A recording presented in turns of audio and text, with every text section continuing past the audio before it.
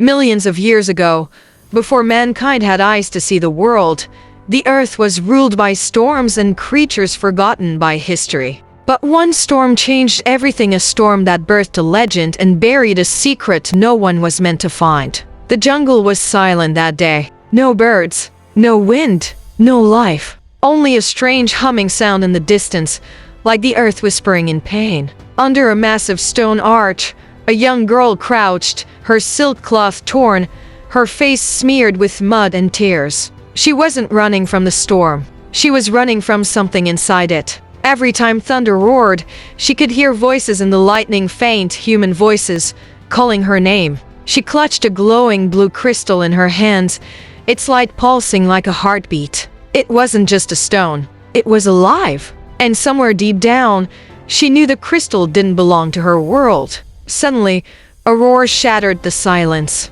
The ground shook. Trees snapped. Through the blinding rain emerged Kong. His eyes glowed gold in the lightning. His body was covered in scars, but his expression was not anger, it was recognition.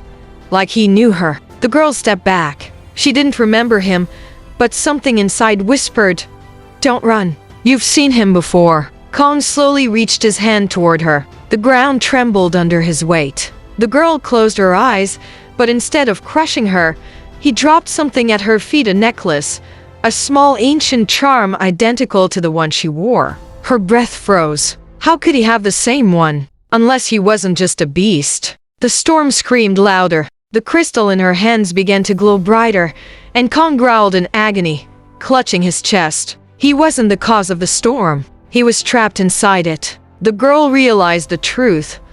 The crystal was his heart, torn from him long ago by the gods of the old world, forcing him to live in eternal rage. And now she was holding the very thing that could either save him or end him forever. Lightning exploded around them. Kong fell to his knees, his roar echoing across the valley. The girl ran to him, pressed the crystal to his chest, and for a moment, everything stopped. The wind froze. The rain hung in the air like glass. Time itself stood still. Inside her mind, she saw visions of another life. A woman who looked exactly like her, standing beside Kong, not as a stranger but as his companion. Thousands of years ago, she had been the guardian of the crystal. She had betrayed the gods to protect Kong. As punishment, both were cursed to forget each other, reborn again and again, until they could end the storm together. The vision vanished. Kong opened his eyes, calm, peaceful, almost human.